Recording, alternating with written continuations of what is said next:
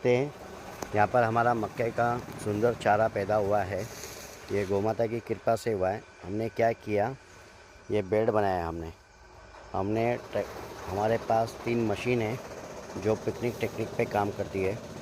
इसमें सबसे पहले हमने ज़मीन को लेवल किया है, उसके बाद हमने हार्ड पैन तोड़ा ज़मीन का।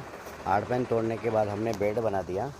बेड बनाने के बाद हमारे पास जो बिजाई की मशीन है, उस मशीन से हमने 3 लाइनें यहाँ पर लगाई है। देखिए, ये 42 इंच का बेड है, इसमें 3 लाइनें लगी हुई है और पौधे से पौधे की जो दूरी है वो 9 इंच की है। तो इससे अच्छा उसमें जर्मिनेशन हुआ। फिर उसके बाद हमने देखिए ये पेंडा है, चावल की पराली है, इस पर हमने मल्च कर दिया और नाली में ही हमने पानी छोड़ा है। आप नाली में देख सकते हैं घासें उगी हुई है, ये देखो, ये नाली में घासें उगी हुई है पानी की वजह से। तो हमारे मेन क्रॉप को कोई दिक्कत नहीं आई है और मल्चिंग के कारण आप देख सकते हैं कि घासें बहुत कम उगी है।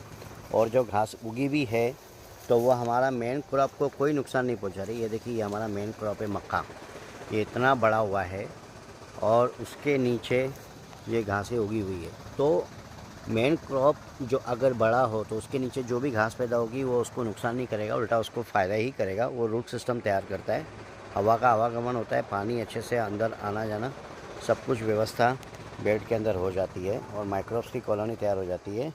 बेड के नीचे जो टेम्परेचर है वो ठंडा है, 28 से 30 सेंटीग्रेड का टेम्परेचर बैठ जाता है, जिसमें माइक्रोब जो है वो कंफर्ट जोन में रहते हैं। तो इस पद्धति के द्वारा हमने यहाँ पर गायों के लिए मक्का उगाया है। हमारा एक बेड 80 फुट लंबा है, 3 फुट उसकी चौड़ाई थी। तो हमने बेड पर जो चारा उगा उसका हमने कैलकुलेशन किया तो 240 केजी बैठा। और ये भी हमने 65 से अभी 70 दिन हो गए उसमें हमने इसको काटा है। अगर हम इसको 90 दिन तक लेके जाते तो उसमें भुट्टे आ जाते और एक भुट्टा जो है वो आराम से 150 से 200 ग्राम का होता। तो हमारा एक बेड का कैलकुलेशन 310 केजी तक बैठ सकता था। मगर गायों के लिए चारा नहीं होने के कारण हम ये जूसी चारा, मतलब इसमें रस बहुत अच्छा है और गायों के लिए कुट्टी करके हम गायों को दे रहे हैं। तो हर गौशाला वाले अगर इस तरीके से चारा व्यवस्थापन करेंगे तो गौ माता को अच्छा चारा मिल सकता है। एक गाय को 5 गुंठा ज़मीन लगती है चारा उगाने के लिए। उसमें अगर हम 2 गुंठे में नेपियर लगा दें और उसके साथ हम मक्का, जवारी, बाजरी ये चारा लगाएं तो उनको बड़ी शक्ति मिलेगी।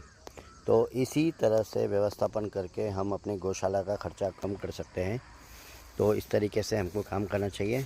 तो जो गौ माता का गोबर है, वेस्टेज वाटर है, वो भी हम खेतों में यूज़ कर सकते हैं, तो ज़बरदस्त रिज़ल्ट आता है।